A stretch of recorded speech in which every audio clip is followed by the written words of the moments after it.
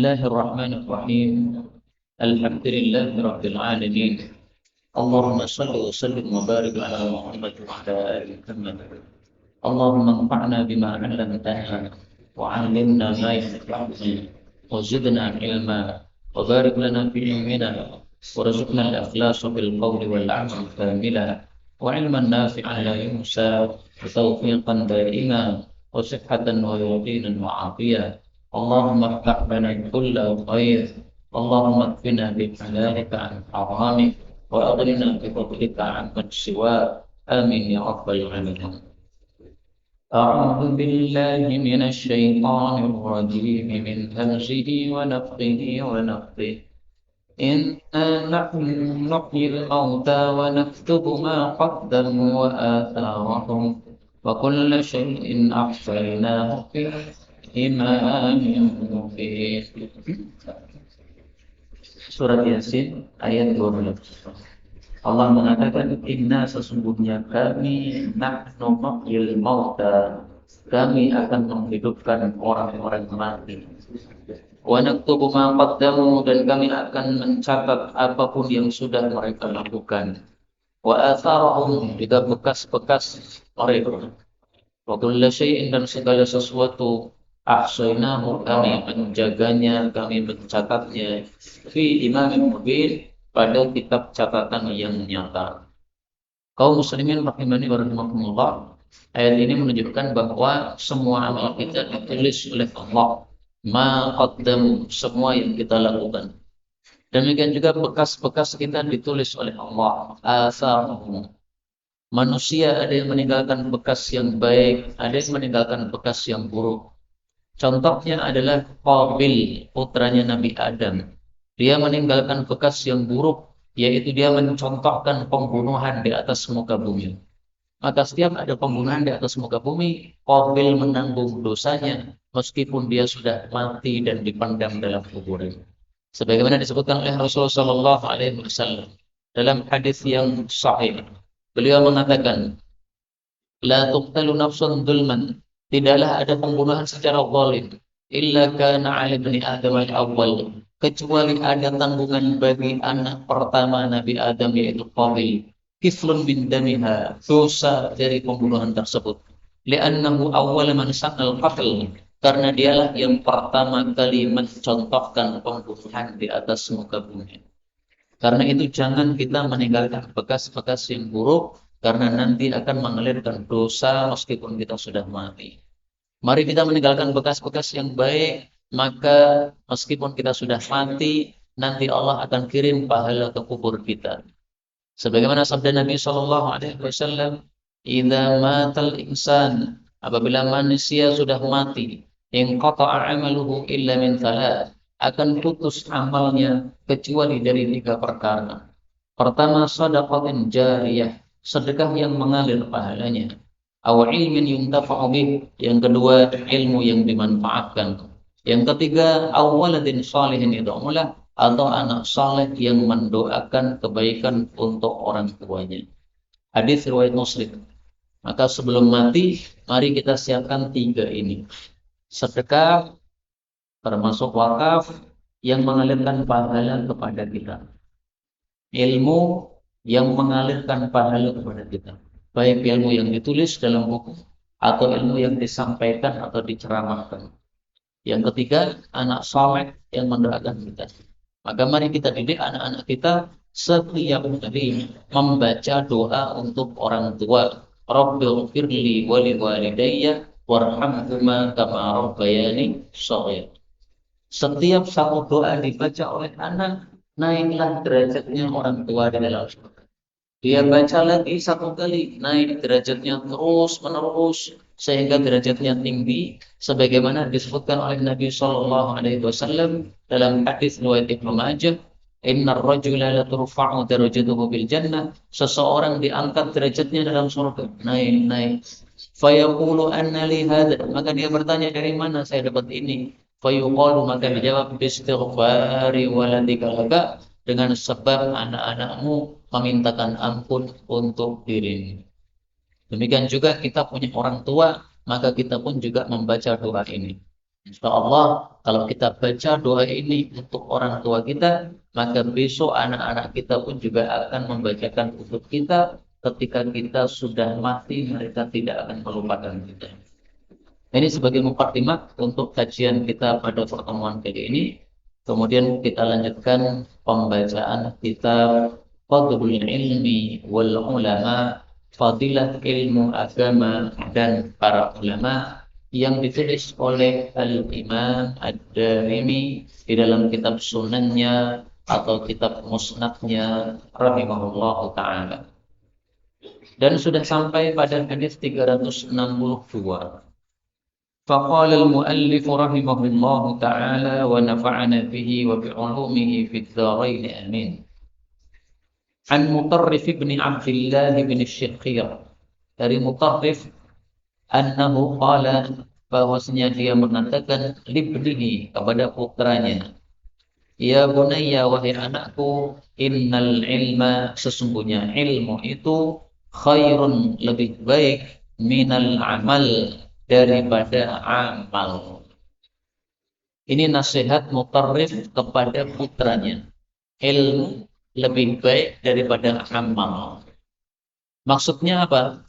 Maksudnya, amal itu manfaatnya untuk diri kita sendiri, tapi ilmu manfaatnya bisa untuk orang lain. Maka kemarin sudah dijelaskan bahwa kebaikan yang manfaatnya menyebar kepada orang lain lebih baik daripada kebaikan yang untuk diri kita sendiri. Jadi jangan salah paham. Ilmu lebih baik daripada amal berarti cukup berilmu, nggak usah diamalkan. Bukan begitu. Kalau berilmu tidak diamalkan, itu namanya bukan ilmu. Itu hanya pengetahuan atau makrifat pengetahuan, tapi bukan ilmu. Kapan pengetahuan disebut ilmu? Kalau diamalkan. Karena dulu sudah pernah disampaikan bahwasanya dimaksudkan untuk ilmu 5 perkara, salah satunya apa? Diamalkan. Maka ilmu harus diamalkan. Kita ambil beberapa faedah dari asar ini. Pertama, Mutarrif ini adalah seorang ulama tabi'in. Dia putra Abdullah bin Syakhir. Abdullah ini seorang sahabat Nabi Sallallahu Alaihi Wasallam. Mutarrif inilah ulama yang pertama kali menggunakan metode hisab untuk melaksanakan puasa Ramadan. Ulama-ulama semasa dia tidak ada satupun yang menggunakan metode hisab. Jadi orang-orang yang memakai metode hisab sekarang ini adalah murid-murid dari Mutarrif bin Abdullah bin Syakhir. Tetapi penggunaan hisab untuk masuk pada bulan Ramadan ini adalah satu metode yang menyelisihi kesepakatan sahabat-sahabat Nabi Sallallahu Alaihi Wasallam. Karena itu ketika Mutarrif menggunakan metode hisab untuk menetapkan awal Ramadan, dikomentari oleh para ulama di masa dia, andaikan dia tinggalkan pendapatnya itu lebih baik, karena dia menyelisih seluruh ulama yang lain yang mereka di masa itu menetapkan awal Ramadan dengan ru'yatul hilal, melihat kepada hilal, tidak dengan hisab. Faedah yang kedua, dia mengatakan kepada putranya, ya bunayya, wahai anak kecilku. Jadi anak-anak kita yang masih kecil pun hendaklah kita didik dengan ajaran Islam. Bahkan anak kecil itu ketika kita berikan pelajaran, maka ingatnya lebih banyak daripada yang sudah dewasa. Kalau yang sudah dewasa, karena banyak yang dipikir, maka banyak sekali pelajaran masuk, tetapi kemudian lepas lagi. Tetapi kalau anak-anak kecil, nah maka masih bersih hatinya, masih kosong pikirannya, sehingga dimasuki atau dicekoki pelajaran itu lebih membekas pada dirinya. Dan Rasulullah pun juga mengajarkan kepada kita ngajari anak-anak kecil. Ibnu Abbas ketika masih kecil, Nabi Shallallahu Alaihi Wasallam mengatakan, Inni u'allimuka kalimatin. Ya ghulam, wahai anak kecil. Anak kecil maksudnya di sini Ibnu Abbas. Inni u'allimuka kalimatin. Saya akan ajari kamu beberapa kalimat. Nah, jadi anak kecil pun diajari oleh Nabi Sallallahu Alaihi Wasallam. Tidak hanya cucu beliau, tapi anak-anaknya orang-orang lain. Ibnu Abbas ini bukan anak Nabi SAW. Dia putranya Abbas. Abbas paman Nabi. Berarti dia adalah ke sepupunya beliau. Nah, sepupu beliau tapi usianya masih sangat kecil, masih anak-anak. Nabi wafat usia Ibnu Abbas itu 13 tahun. Nah, berarti kira-kira ini pas usia 10 tahun atau usia 9 tahun atau di atas itu masih anak-anak. Tetap diajari oleh Nabi Shallallahu Alaihi Wasallam. Rasulullah melihat putranya yang masih kecil Hasan memakan kurma. Maka Nabi mengatakan, kih, irmi biha. Ye, lepaskan itu kurma, jangan dimakan. Ama sya'arta anna la sadaqah. Apakah kamu tidak tahu bahwa kita Ahlul Bait tidak boleh makan harta zakat? Ini dikhawatirkan ini kurma zakat, jangan dimakan. Nah, ini masih anak kecil. Meskipun dia makan pun nggak berdosa karena dia masih belum mukallaf, belum punya hukum, tapi oleh Nabi sudah diajari. Maka anak kita ajari makan tangan kanan, minum tangan kanan. Jangan mengatakan pakai tangan yang baik, bukan tangan yang baik, tangan kanan. Karena tangan kiri maupun tangan kanan semuanya baik. Ciptaan Allah tidak ada yang jelek. Kullu khalqillahi hasan. Semua ciptaan Allah itu baik, tidak ada yang jelek. Adapun kita mengatakan tangan yang baik, ini kurang pas. Maka kita pasnya mengatakan pakai tangan kanan. Diajarkan kepada anak-anak, kenapa makan tangan kanan?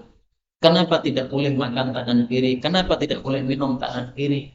Kita sampaikan kepada anak-anak, setan itu makan minum tangan kiri. Nah, anak-anak akan masuk pelajaran ini dalam otak mereka. Sehingga mereka ketika sudah dewasa tidak akan makan minum tangan kiri. Kenapa? Sudah terbentuk dalam benak mereka ini perbuatan jelek. Nah, maka diajarkan kepada anak-anak kita meskipun masih kecil.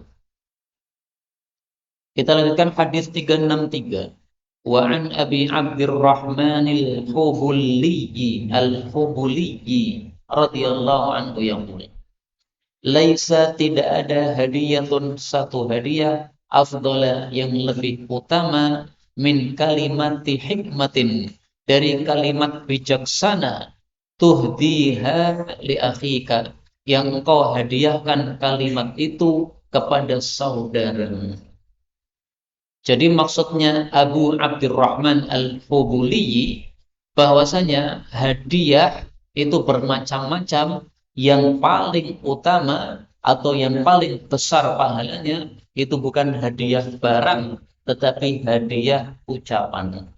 Ucapan apa? Kalimat hikmatin, ucapan yang bijaksana. Kita hadiahkan kepada saudara kita sehingga dia bisa mendapatkan manfaat dari kalimat yang bijaksana tadi. Ayat disampaikan, hadis disampaikan, ini semuanya kalimat bijaksana. Di awal kajian saya menyampaikan satu ayat dari surat Yasin tadi. Allah mengatakan, "Nahnu naktubu ma qaddamu wa atharahum. Inna nahnu nuhyil mauta wa naktubu ma qaddamu wa atharahum." Kami menulis apa yang dilakukan oleh manusia, juga bekas-bekas yang mereka tinggalkan. Ini saya sedang menghadiahkan kepada panjenengan kalimat hikmah. Kalimat hikmah ini ketika didengar oleh seorang mukmin maka pasti akan memberikan manfaat untuknya. Sebagaimana kata Ali bin Abi Thalib, setiap Nabi menyampaikan sabda maka pasti Allah memberikan manfaat kepada saya dari sabda beliau yang saya dengar itu. Nah, kita sebagai seorang muslim pastinya begitu. Kalau Allah dibacakan, hadis Nabi dibacakan, ini pasti harus memberikan manfaat untuk kita. Kalau kalam Allah dibacakan, hadis Nabi dibacakan, tidak memberikan manfaat apapun, itu berarti mirip dengan orang-orang kafir. Mereka summun, bukmun, umyun, kata Allah. Seperti orang yang tuli, seperti orang yang bisu, seperti orang yang buta. Bukan betul-betul tuli karena telinganya mendengar. Tapi karena kalimat yang disampaikan tidak ada fungsinya sama sekali. Maka seolah-olah seperti orang tuli. Seolah-olah nggak pernah dengar sama sekali. Nekat saja melanggar sesuatu yang dilakukan, yang melanggar terhadap ajaran Allah dan Rasulullah Sallallahu Alaihi Wasallam. Nah, kita orang beriman tidak begitu. Kaum muslimin rahimani wa rahimakumullah, dari perkataan ini kita ambil pelajaran bahwa hadiah sesuatu yang diberikan kepada orang itu tidak harus bentuknya barang. Karena tujuan memberi hadiah itu adalah memberi manfaat. Maka memberi manfaat tidak harus dengan barang. Seorang sahabat Nabi Shallallahu Alaihi Wasallam pernah mengatakan kepada muridnya, "Ala uhdi laka hadiah, maukah saya berikan kepada engkau satu hadiah?" Dia mengatakan, "Mau nggak saya kasih hadiah?" Yang mengatakan ini adalah Ka'ab bin Ujrah, seorang sahabat Nabi. Dia ngomong kepada muridnya, namanya Ibnu Abi Layla. Nah, kira-kira hadiah apa? Ternyata dia katakan, sami'tuha minan Nabi sallallahu alaihi wasallam. Hadiah ini saya dengar dari sabda Nabi. Nah, berarti hadiahnya bukan barang, tapi berupa hidayah, petunjuk, berupa hadis Nabi sallallahu alaihi wasallam. Maka pernah Ustaz Rasyid Ba'asyir itu naik mimbar ceramah, beliau mengatakan ini adalah ceramah pertama setelah kita libur karena bulan Ramadan. Maka saya tidak melanjutkan kajian, saya ingin kasih panjenengan oleh-oleh. Ternyata bukan oleh-oleh barang, Pak. Yang dioleh-olehkan adalah hadis Nabi sallallahu alaihi wasallam. Nah, maka hadiah tidak harus oleh-oleh, hadiah tidak harus barang, oleh-oleh tidak harus barang, tetapi hadiah maupun oleh-oleh bisa berupa kalimat bijaksana dari Quran, dari hadis Nabi sallallahu alaihi wasallam.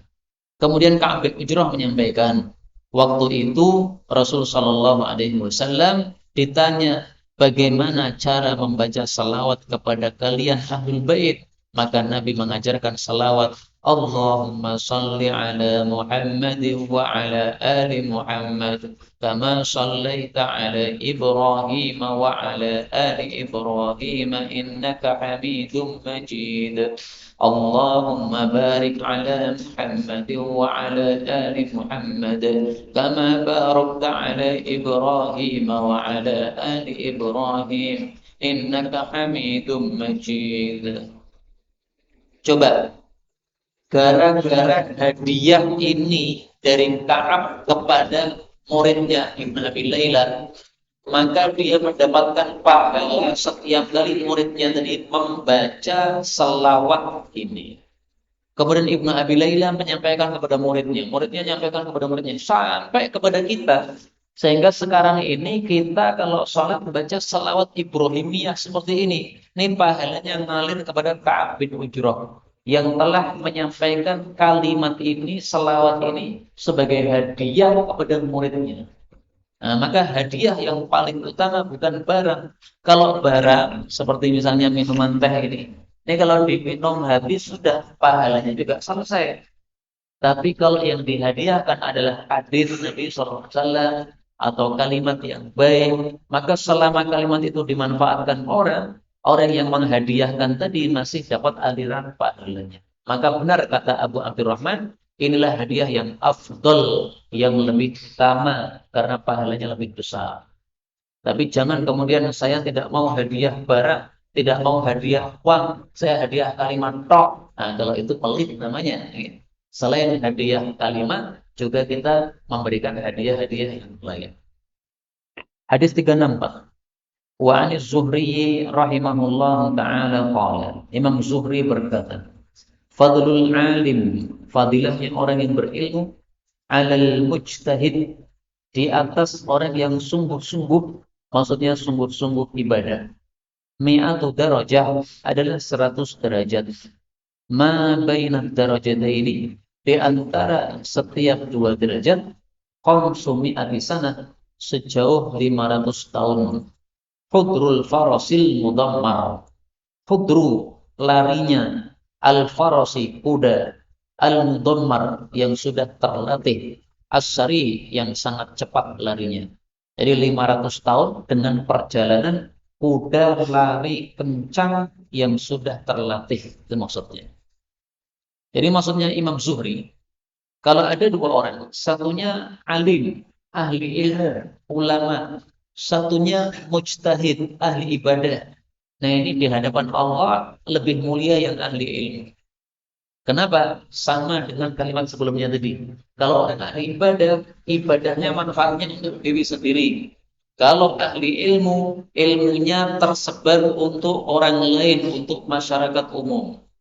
Sehingga seperti yang disampaikan oleh Nabi dalam hadis yang kemarin kita bicarakan, fadilahnya orang berilmu atau perumpamaan orang berilmu itu seperti perumpamaan bintang-bintang bulan dibandingkan dengan bintang-bintang.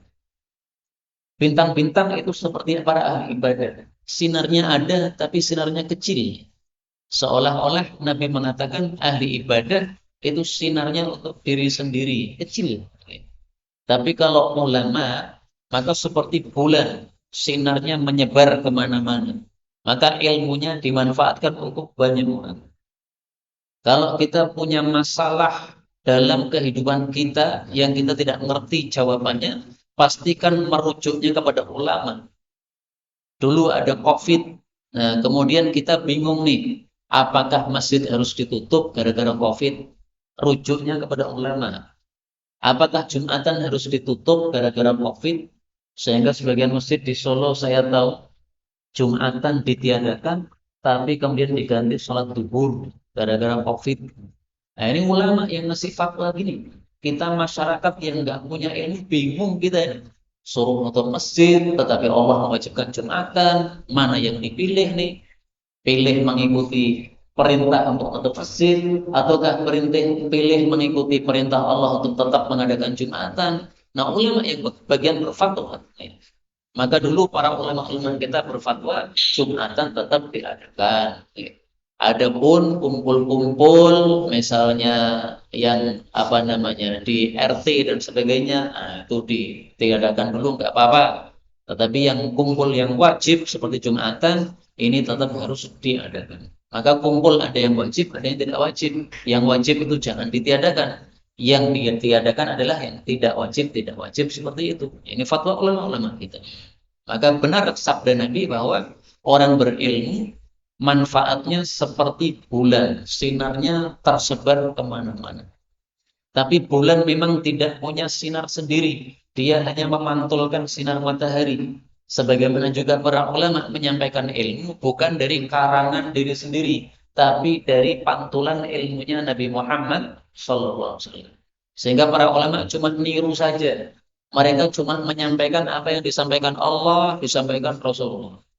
Makanya Imam Ahmad itu dipuji oleh para ulama. Kenapa? Karena setiap ditanya suatu masalah, jawabannya mesti haddatsana, akhbarana, yaitu menyampaikan sabda Nabi sallallahu alaihi wasallam. Hai Imam Ahmad, ini hukumnya apa? Halal atau haram? Dia menyampaikan, qala Rasulullah sallallahu alaihi wasallam, sabda Nabi, haddatsana, akhbarana, hadis-hadis Nabi yang disampaikan. Setiap ada pertanyaan, semua jawabannya selalu pakai dasar hadis atau asar dari Nabi atau dari para ulama-ulama salaf. Inilah apa? Fadilahnya para ulama bisa menyebarkan ilmu untuk semua masyarakat yang membutuhkan ilmu tersebut. Makanya kata Imam Zuhri, derajatnya antara ulama dengan ahli ibadah seperti mi'atu darajah, 100 derajat. Yang ulama lebih tinggi, 100 sana. Masing-masing derajat jauhnya 500 tahun. Berarti 500 kali 100 lagi. 500-nya ini kan setiap satu derajat. Ini ada 100 derajat. Jadi sangat jauh sekali derajatnya di hadapan Allah Subhanahu wa taala. Maka asar Imam Zuhri ini sangat bagus untuk kita menjelaskan tafsir ayat di dalam surat Al-Mujadalah pada ayat yang ke-11 ya. Allah mengatakan yarfa'illahu alladhina amanu minkum walladzina utul ilma darajat. Allah meninggikan derajatnya orang-orang beriman dan yang diberi ilmu itu derajatnya beberapa tingkatan lebih tinggi lagi. Nah, tafsiran ayat ini bagus kalau kita tampilkan perkataan Imam Zuhri. Imam Zuhri itu siapa? Imam Zuhri adalah seorang ulama tabi'in. Dia gurunya Imam Malik bin Anas. 4 mazhab ya, salah satunya Imam Malik. Nah, Imam Malik ini punya guru namanya Imam Zuhri. Imam Zuhri pada suatu hari dia leyeh-leyeh setelah Idul Fitri. Imam Malik mikir, ini Imam Zuhri hari raya, pasti pas kosong, nggak ada murid yang berjubel di rumahnya. Ini kesempatan bagus untuk saya ngambil ilmu dari beliau. Maka dia hari raya tidak makan-makan seperti kebanyakan orang, malah datang ke rumah gurunya Imam Zuhri. Tok tok tok, Assalamualaikum, waalaikumsalam. Loh, Malik, ngapain Malik? Hari raya gini malah datang. Ayo makan-makan. Maka kata Imam Malik, saya datang kepada engkau bukan untuk makan, saya ingin mendengar hadis dari engkau. Maka Imam Zuhri kemudian mengatakan, baik, saya sampaikan hadis Nabi SAW. Dibacakan oleh Imam Zuhri 10 hadis. Setelah selesai 10 hadis, Imam Malik mengatakan, tolong ditambah lagi. 10 hadis mudah bagi saya untuk menghafalnya. Maka Imam Malik membawa catatan tulisan untuk menulis hadisnya gurunya tadi, langsung ditarik oleh gurunya. Mana catatan kamu? Sekarang 10 hadis yang saya sudah bacakan, kamu ulangi. Suruh ulangi, tapi nggak boleh lihat catatan. Maka Imam Malik dengan mudahnya mengulangi 10 hadis yang sudah dibacakan oleh gurunya tanpa salah sama sekali. Maka gurunya Imam Zuhri ini betapa senang melihat Imam Malik. Dia katakan, "Idhhab fa anta min awiyatil ilm." Pergilah kamu adalah wadah-wadah ilmu yang akan menjadi ulama besar nanti.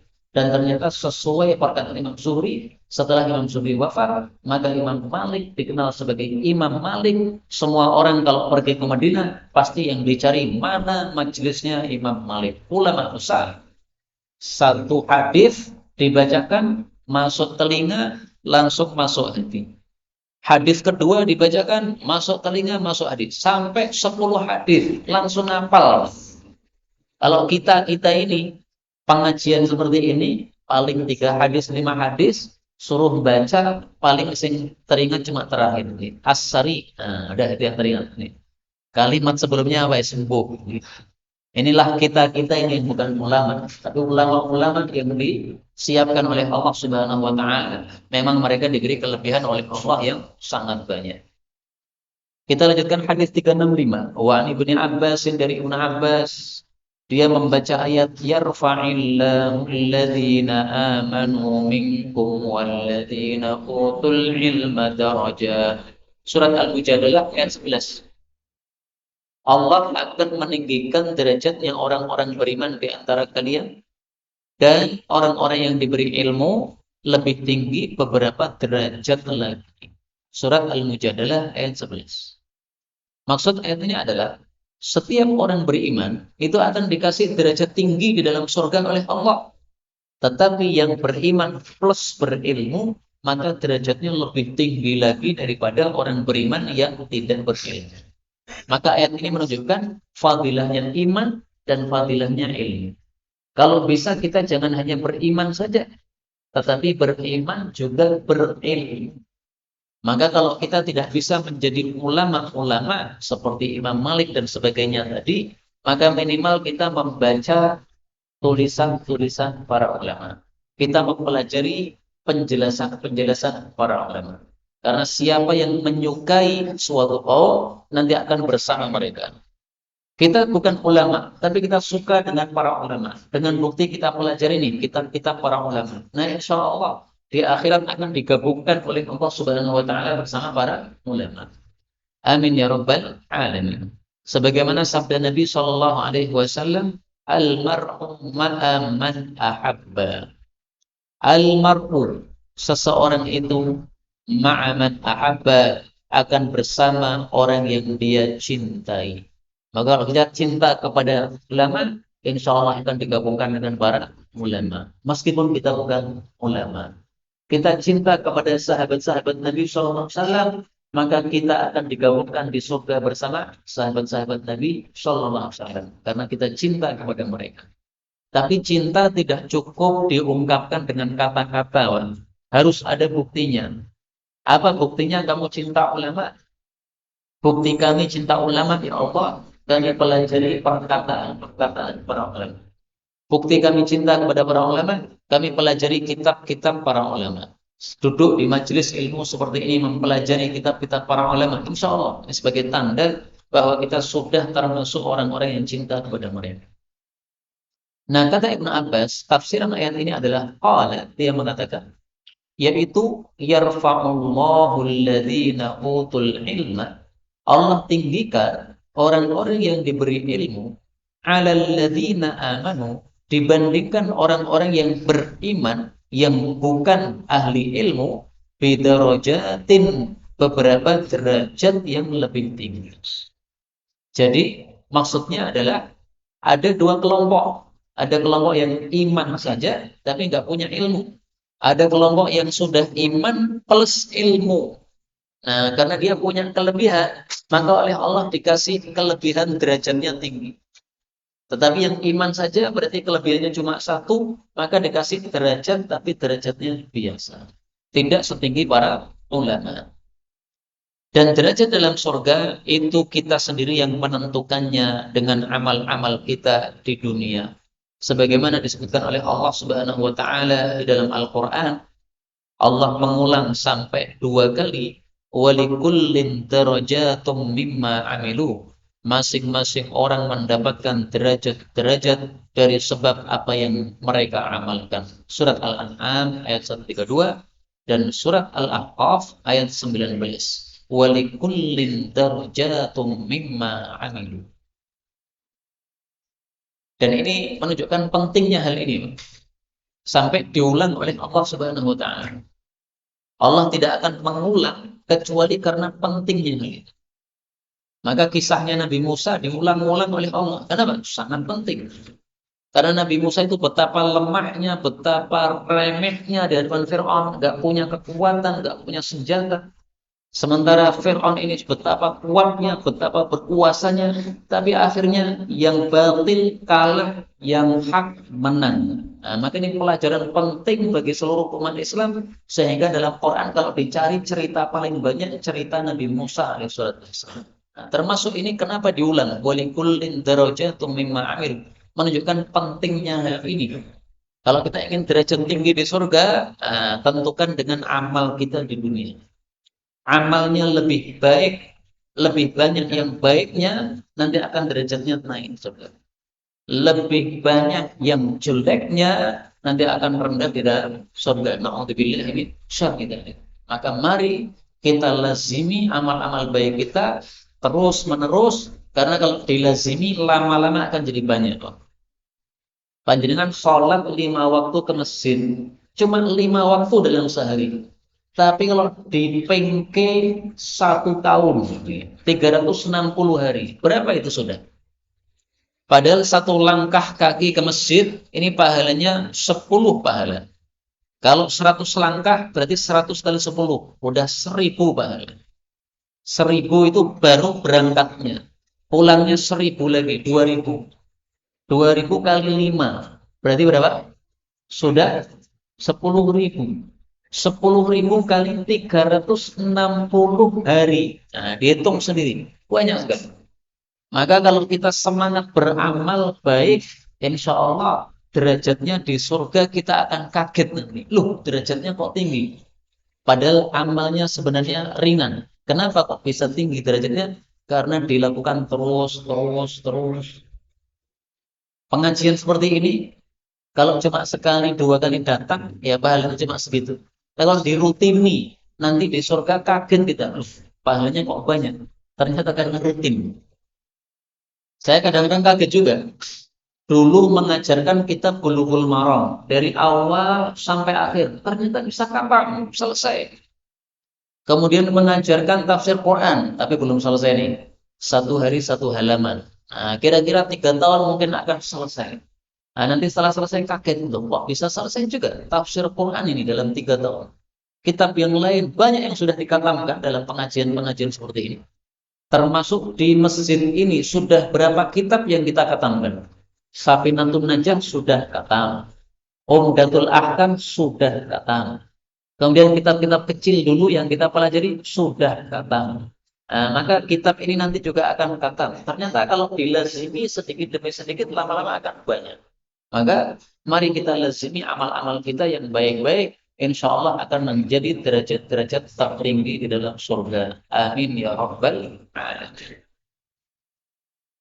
Kaum muslimin rahimani wa rahimakumullah. Kita lanjutkan satu hadis lagi 366. Wa anil Hasan, dan dari Hasan qala, dia mengatakan, qala Rasulullah sallallahu alaihi wasallam. Rasulullah bersabda. Sebelum saya lanjutkan, panjenengan harus tahu bahwa hadis ini derajatnya dhaif.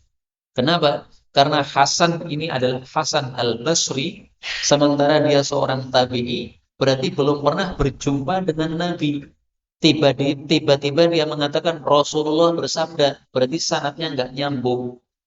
Yang sanadnya tidak bersambung, berarti hadisnya dhaif atau lemah. Tapi meskipun hadisnya lemah, mari kita baca isinya bagus atau tidak. Isinya bagus, kita ambil faedahnya nggak apa-apa. Man ja'ahul maut, barang siapa yang datang kematian kepadanya, wa huwa yatlubul ilm, sementara dia sedang mencari ilmu, liyuhyiya bihil Islam, untuk menghidupkan dengan ilmu tadi agama Islam. Fa bainahu wa bainan nabiyyin, maka antara dia dengan para nabi darajatun wahidatun, cuma selisih satu derajat, fil jannah, di dalam surga. Nah, ini menghasung kita untuk mencari ilmu. Mencari ilmu derajatnya tinggi. Sehingga kalau pas mencari ilmu mati, maka kata Hasan al-Basri berdasarkan hadis ini, derajatnya dengan Nabi cuma tinggal sedikit saja. Tapi karena hadis yang dhaif, tidak bisa kita yakini, karena ini adalah perkara ghaib, perkara tentang surga, perkara tentang pahala, tidak bisa kita percayai kecuali kalau hadisnya sahih. Tapi sebagai penyemangat untuk talabul ilmi, tidak ada masalah. Panjenengan talabul ilmi hadir dalam majelis ilmu seperti ini, kemudian mati pas pengajian. Wah, ini mati yang bagus ini. Husnul khatimah kayak begini. Maka kalau ada yang hadir pengajian kemudian ngantuk, dekluk, akhirnya pengajian selesai nggak bangun, Pak. Alhamdulillah husnul khatimah. Tapi bukan berarti saya mempersilahkan ngantuk, gitu. Yang ngantuk silahkan diambil tehnya, dibuka, bismillah, diminum. Alhamdulillah, pasti ngantuknya hilang. Kalau ngantuknya tidak hilang, besok pesan kepada takmir, jangan teh, tapi kopi, supaya ngantuknya betul-betul hilang. Karena kopi kalau ditaruh di mata pasti ngantuknya hilang, pasti. Kalau ditaruh di mata. Kaum muslimin rahimani wa rahimakumullah, inilah beberapa hadis yang dapat kita pelajari pada pertemuan kali ini. Ringkasnya, 1, ilmu lebih utama daripada ibadah. 2, ilmu lebih meninggikan derajat daripada ibadah. 3, ilmu lebih banyak manfaatnya daripada ibadah. 4, derajatnya para ulama lebih tinggi di hadapan Allah daripada derajat para ahli ibadah. Maka kalau kita hanya punya ibadah, tidak punya ilmu, kita akan kalah dengan orang-orang yang juga ahli ibadah plus ahli ilmu. Jangan kalah dengan mereka. Maka supaya tidak kalah dengan mereka, mari kita cintai para ulama, supaya kita disertakan oleh Allah bersama mereka besok di akhirat. Amin ya rabbal alamin, walhamdulillahi rabbil alamin.